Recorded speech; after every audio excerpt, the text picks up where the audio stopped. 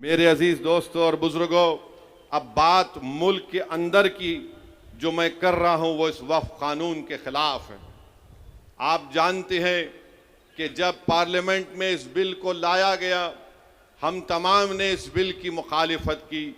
फिर इस बिल को कानून बनने से पहले पार्लियामेंट की कमेटी के पास भिजाया गया। हम तमाम ने कमेटी में जितनी मीटिंग्स हुई उन तमाम मीटिंग में इस बात को बताया कि यह कानून भारत के संविधान और आइन के खिलाफ है। ये कानून भारत के संविधान की दफ़ा 14, 15, 25 और 26 और 29 की मुखालिफत करता है और कोई भी हुकूमत संविधान के फंडामेंटल राइट्स के खिलाफ जाकर ऐसा कानून नहीं बना सकती है। ये कानून जो बनाया गया है, यह कानून क्या है? ये कानून ये कहता है कि बिहार के वक्फ बोर्ड में अब मुसलमान ही सिर्फ मेंबर नहीं रहेंगे, उसमें गैर मुस्लिम को भी मेंबर बनाया जाएगा। कानून ये कहता है कि बिहार के वक्फ बोर्ड में कम से कम 2 गैर मुस्लिम को मेंबर बनाया जाएगा और उस वक्फ बोर्ड का वो चेयरमैन भी बन सकता है और अक्सरियत में भी गैर मुस्लिम उसमें नामजद किए जाएंगे। अब आप बताइए कि बिहार में 1950 का एक कानून है जो हमारे हिंदू भाई बहन के मंदिरों के ताल्लुक से कानून बनाया गया।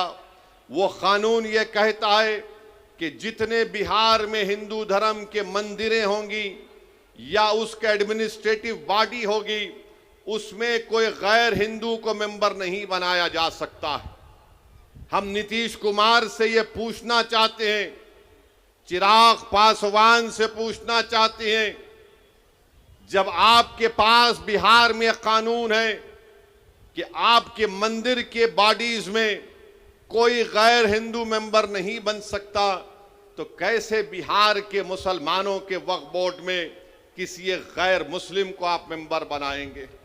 बिहार में बोध गाया है, बोध गाया में वहां पर सिर्फ बौद्ध मजहब के और हिंदू धर्म के मानने वाले मेंबर बन सकते हैं।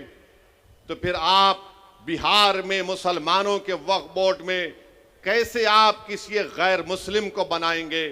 ये कानून बनाना और ये कहना कि गैर मुस्लिम मुसलमानों के वक्फ बोर्ड को चलाएगा, ये हमारे भारत के संविधान की दफा 26 के खिलाफ है। मेरे अजीज दोस्तों और बुजुर्गों, बात यहां तक खत्म नहीं हुई। अब कानून यह भी कहता है कि वही मुसलमान अपनी जायदाद को अल्लाह के लिए वक्फ कर सकता है, वही कर सकता है जो 5 साल से मुसलमान हो।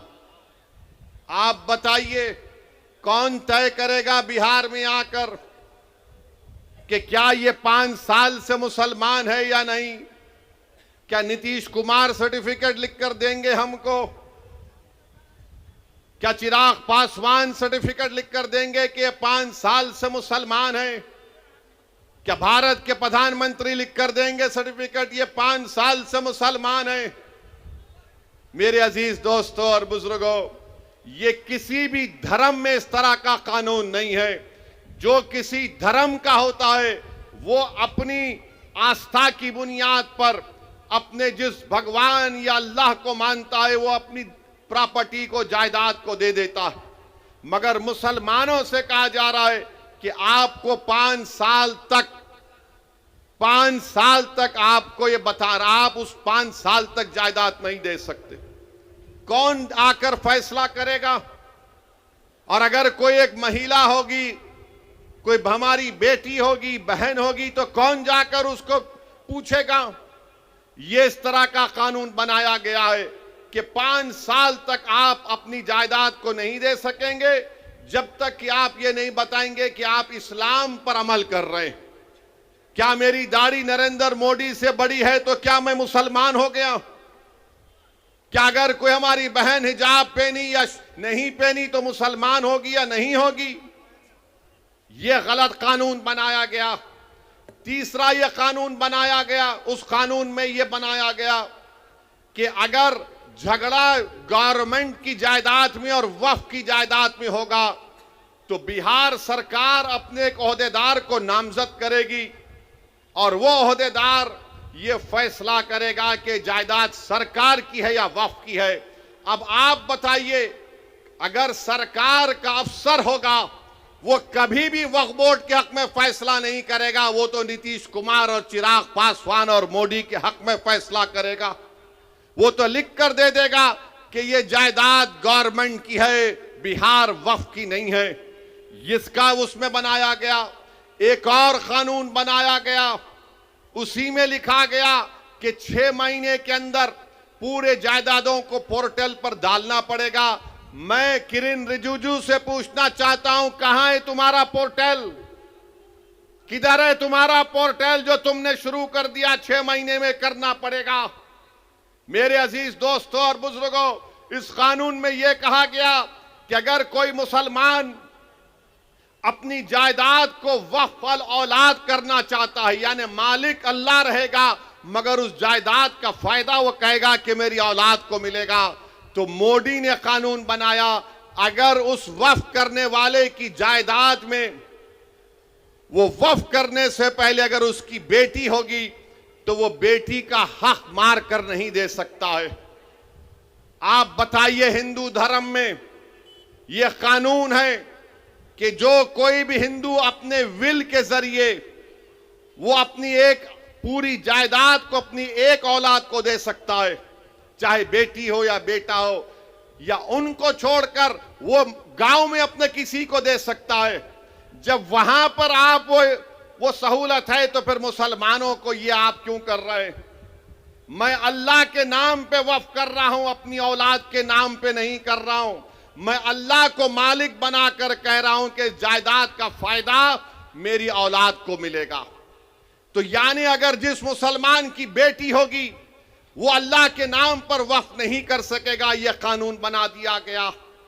यह कानून यह भी बना दिया गया कि अगर ईदगाह होगी, कब्रस्तान होगा, मस्जिद होगी, दरगाह होगा, खानका होगी, इमाम बाड़ा होगा, कोई भी कलेक्टर को जाकर ये कह देगा कि इसको वक्फ की जायदाद रजिस्टर मत करिए, ये मस्जिद नहीं है, ये दरगाह नहीं है, ये खानका नहीं है, ये इमाम बाड़ा नहीं है, ये ईदगाह नहीं है, तो कलेक्टर जिस दिन इंक्वायरी ऑर्डर करेगा उस वक्त से वो जायदाद वक्फ नहीं रहेगी। तो कलेक्टर को खाली इंक्वायरी लिखना पड़ेगा, हम अपनी जायदाद से महरूम हो जाएंगे, हम अपनी जायदाद से महरूम हो जाएंगे।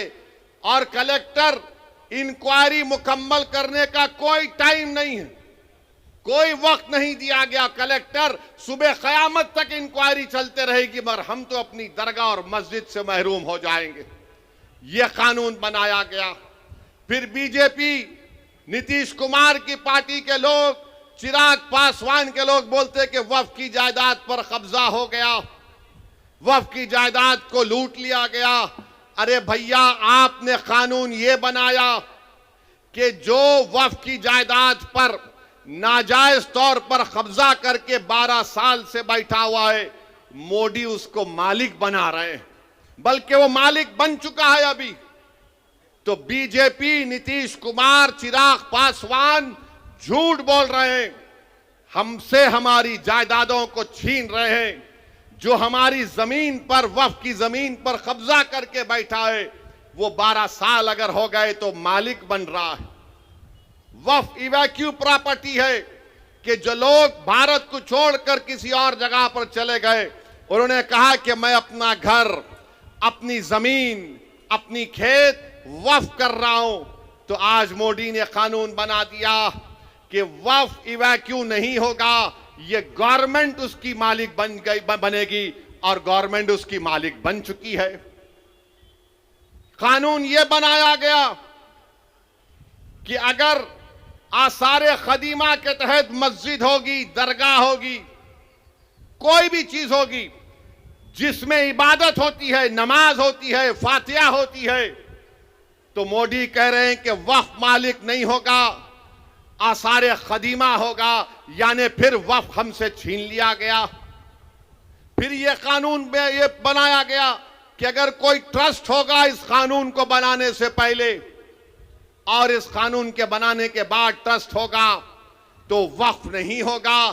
तो बताओ तुम कौन सी चीज इसमें रखे हो जिससे मुसलमानों को फायदा होगा। और आपको जानकर तकलीफ होगी कि मोदी ने कानून बनाया जिसकी तायीद चिराग पासवान ने और नीतीश कुमार और चंद्रबाबू नायडू ने की, कुशवाहा साहब ने की।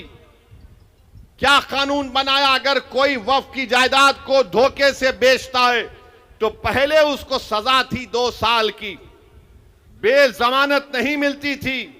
आज मोदी ने कह दिया प्यारे तू लूट ले वक्फ की जमीन को और 6 महीने की सजा तुझको मिलेगी, 2 साल की नहीं मिलेगी और तुमको जमानत मिल जाएगी। मैं पूछना चाहता हूं नीतीश कुमार से, चिराग पासवान से, चंद्रबाबू नायडू से, कुशवाहा साहब से, कुमारस्वामी साहब से, जयंत चौधरी साहब से, अरे एक चीज तो बताओ जो इससे मुसलमानों को फायदा होगा। आपने कानून बनाया सिर्फ मुसलमानों की जायदादों को लूटने के लिए, हमारी मस्जिदों को छीनने के लिए, हमारी दरगाहों को छीनने के लिए। तो मेरे अजीज दोस्तों और बुजुर्गों, मोदी ने कानून ऐसा बनाया है कि हमारे ईमान पर हमला हो रहा है, हमारी मस्जिदों पर हमला हो रहा है, हमारे खानखाहों पर, दरगाहों पर, इमाम बाड़ों पर हमला हो रहा है और हम खामोश नहीं बैठ सकते। इसीलिए all India Muslim personal law board ने इस बात का ऐलान किया कि मुल्कगीर पैमाने पर हम इस काले कानून के खिलाफ एहतजाज दर्ज करेंगे। और एहतजाज हो रहा है, एहतजाजी जलसे हो रहे हैं, आइंदा भी होगा। तो मेरी आप तमाम से ये गुजारिश है कि आप इस एहतजाज में शिरकत करिए। हम उस वक्त तक एहतजाज करेंगे जब तक कि मोदी की हुकूमत इस काले कानून को वापस नहीं ले लेती। हम एहतजाज इसलिए कर रहे हैं कि जिस जमीन का, जिस मस्जिद के लिए हम एहतजाज कर रहे हैं उसका मालिक अल्लाह है। हम हरगिज किसी भी हालत में इस मस्जिद को, इस दरगाह को, इस जमीन को जिसका मालिक अल्लाह है, हम हुकूमत को ये नहीं इजाजत दे सकते कि आप उस पर कब्जा करके वक्फ बोर्ड को नुकसान पहुंचाएं। और याद रखिए वक्फ एक इबादत है, नमाज रोजा एक इबादत है, कुरान की तिलावत भी एक इबादत है, मगर वक्फ भी एक इबादत है। हुकूमत ने ऐसा कानून बनाया ताकि हमसे हमारी इबादत करने का तरीका भी छीन लिया जाए।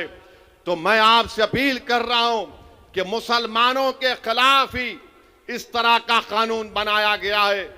हुकूमत तंग नजरी के मुजाहरे कर रही है। हुकूमत संविधान के खिलाफ, जिसको बाबा साहेब अम्बेडकर ने बनाया, इस तरह का गलत कानून बनाकर हुकूमत ये बताना चाह रही है कि हम वक्फ की जायदादों को हासिल कर लेंगे। हम में जितनी जान है इंशाअल्लाह ताला हम तमाम मिलकर पुरअमन तरीके से, जमहूरी तरीके से हम इस काले कानून की मुखालिफत करेंगे। मेरी आपसे गुजारिश है कि आप पर्सनल लॉ बोर्ड के एहतजाजी प्रोग्राम पर अमल करें। और आप तमाम से हम अपील कर रहे हैं कि हम एहतजाज करेंगे।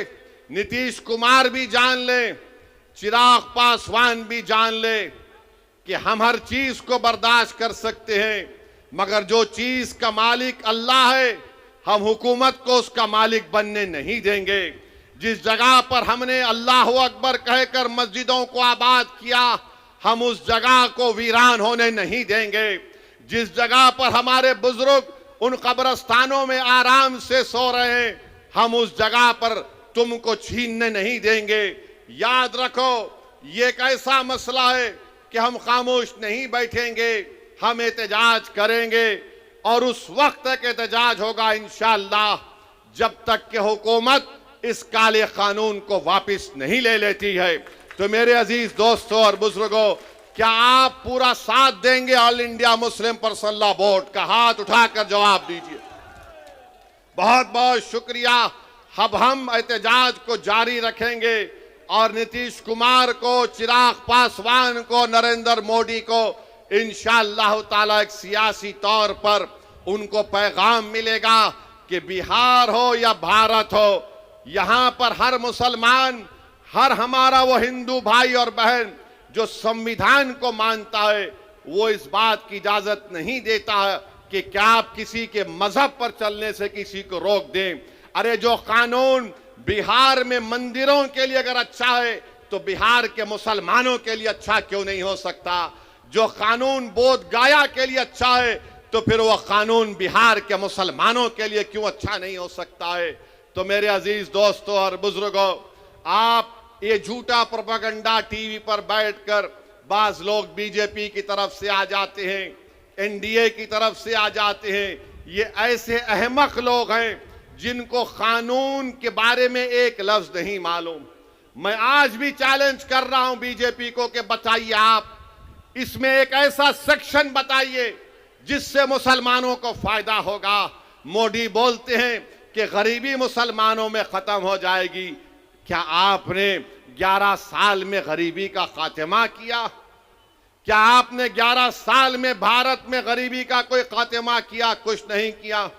अरे ये हमारी जायदाद है और ये टीवी पर बैठकर लोग बोलते हैं आपको कितना फायदा हुआ। अरे हमारे को फायदा इतना हुआ कि अगर हम यहां से निकलकर इस जलसे के बाद अपनी जोहर की नमाज अदा करने जाएंगे, जब हम उस जमीन पर सजदा करेंगे तो अल्लाह हमारे गुनाहों को माफ करता है। जब हम नमाज पढ़ते हैं तो अल्लाह हमारे गुनाहों को माफ करता है। जब हम हय्या अलल सलाह हय्या अलल फलाह की सदाएं देते हैं तो अल्लाह हम पर रहमत की नजरों से देखता है। तो ये आप हमसे मत पूछो कि हमारा क्या फायदा है। हमारा फायदा मस्जिदों को आबाद करने से है। आपको लगता है कि पैसे तुमको कितने मिले। अरे अल्लाह के घर को जब हम आबाद करते हैं तो हम पैसों के लिए नहीं, दीन और दुनिया की कामयाबी के लिए अल्लाह के घर को आबाद करते हैं। अगर हम किसी के खानखा को जाते हैं तो पैसों के लिए नहीं जाते, अपने दिलों को और अपने नफ्स को साफ करने के लिए जाते। अगर हम ईदगाह को जाते हैं तो पैसों के लिए नहीं जाते, 30 दिन के रोजे रखने के बाद हम अल्लाह का शुक्र अदा करने के लिए ईद की नमाज पढ़ने के लिए ईदगाह को जाते। अगर कोई हमारे शिया लोग अपने इमाम बाड़ों में मातम करते हैं तो अहले बैत के उस कुर्बानी को याद करके मातम करते हैं, उसमें पैसों के लिए नहीं, उनकी याद मनाने के लिए जाते।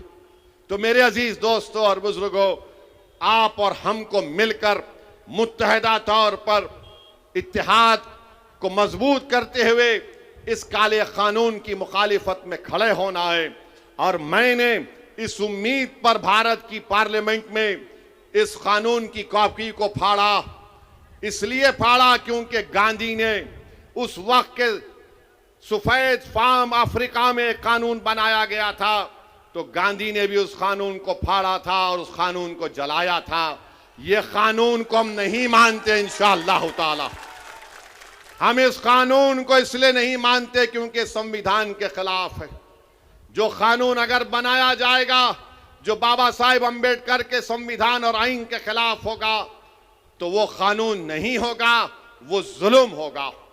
जुल्म हम पर किया जा रहा है इस तरह का एक काला कानून बनाकर। और नीतीश कुमार, चिराग पासवान और जो सेक्युलर तो हैं मगर मुंह नहीं खोल रहे, हम तुम्हारी खामोशी को भी याद रखेंगे। जो सेक्युलर तो हैं मगर खुद नहीं कहते, अपने चमचों से बुलवाने लगाते हैं कि तुम बोलो, अगर हम बोलेंगे तो हमको उधर का वोट नहीं मिलेगा। तो हम उनसे कह रहे हैं ये उधर का वोट इधर का वोट नहीं है। तुमको अगर भारत से मोहब्बत है, भारत के संविधान से मोहब्बत है तो तुमको बोलना पड़ेगा। तुम्हारे चमचों के बोलने से कोई फर्क नहीं पड़ता।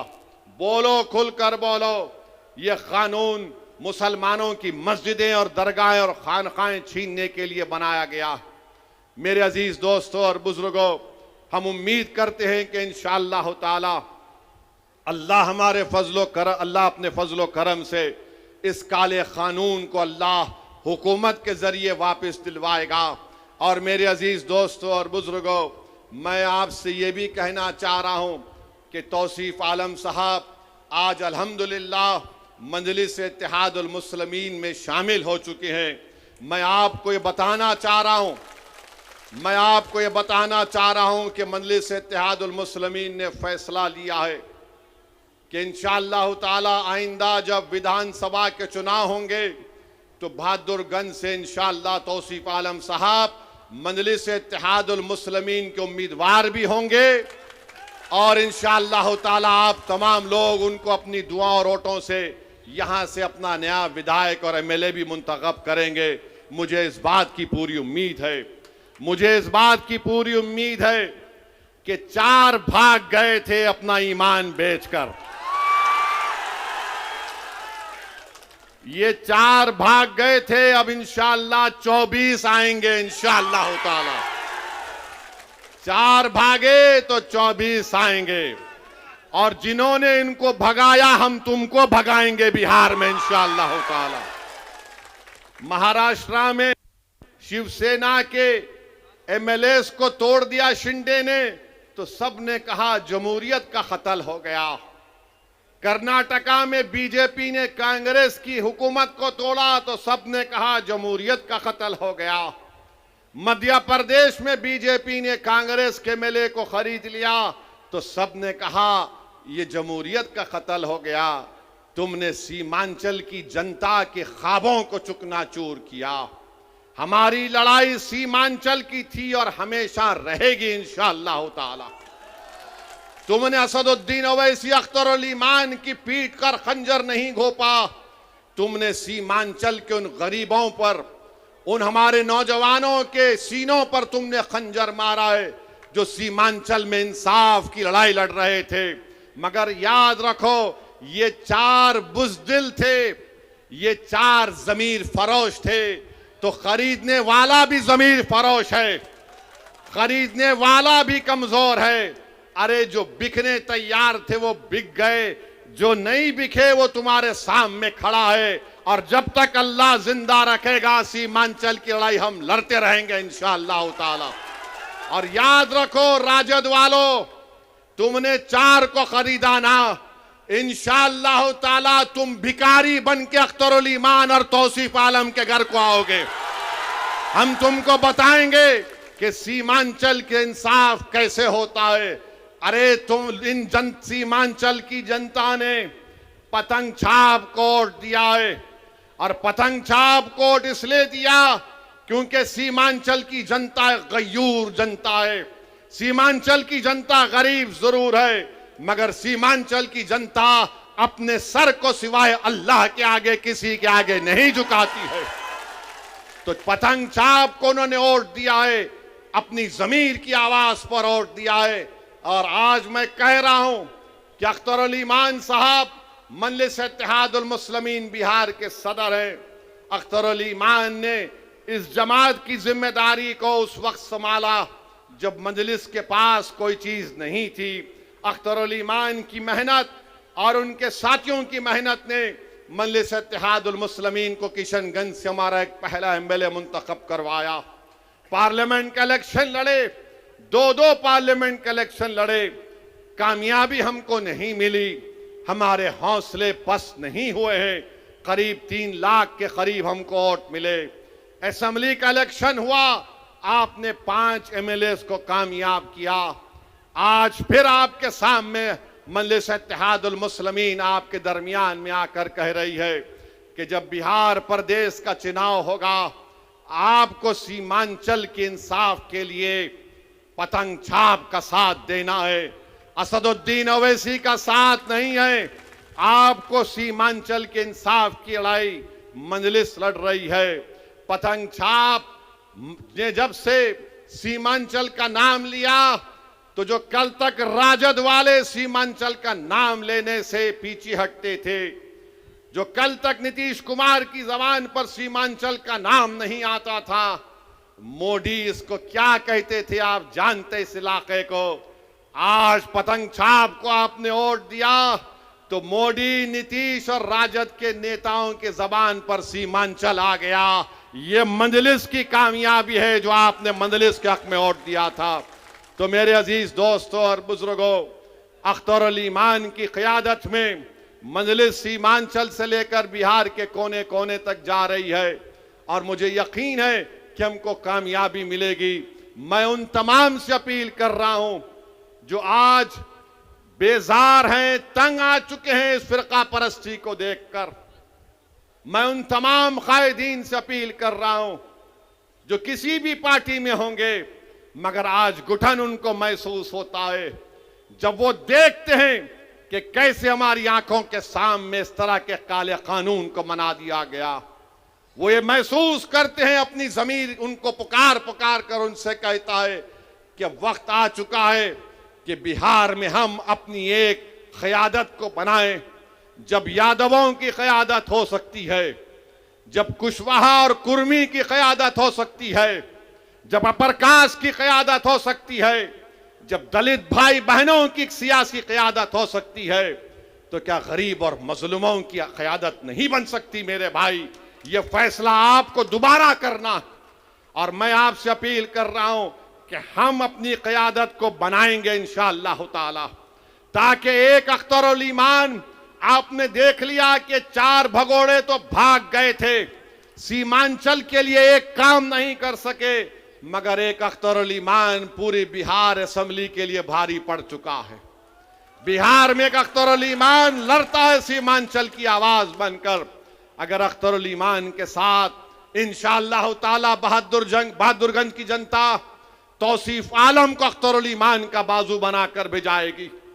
अगर सीमांचल की जनता किशनगंज से मजलिस के उम्मीदवार को अपनी आवाज बनाकर बिहार की विधानसभा में भिजाएगी, अमूर और बैसा की आवाम मजलिस के नुमाइंदे को कामयाब करेगी, कोचादामन की आवाम अगर अपने इत्तेहाद की ताकत पर और अपनी ताकत की बुनियाद पर आप बिहार में मजलिस के नुमाइंदे को कामयाब करके भिजाएंगे और सीमांचल के मुख्तलिफ जोकी में वहां पर भी आप भिजाएंगे, तो याद रखिए हम सीमांचल से इंसाफ उसी वक्त होगा जब तुम्हारी आवाज होगी।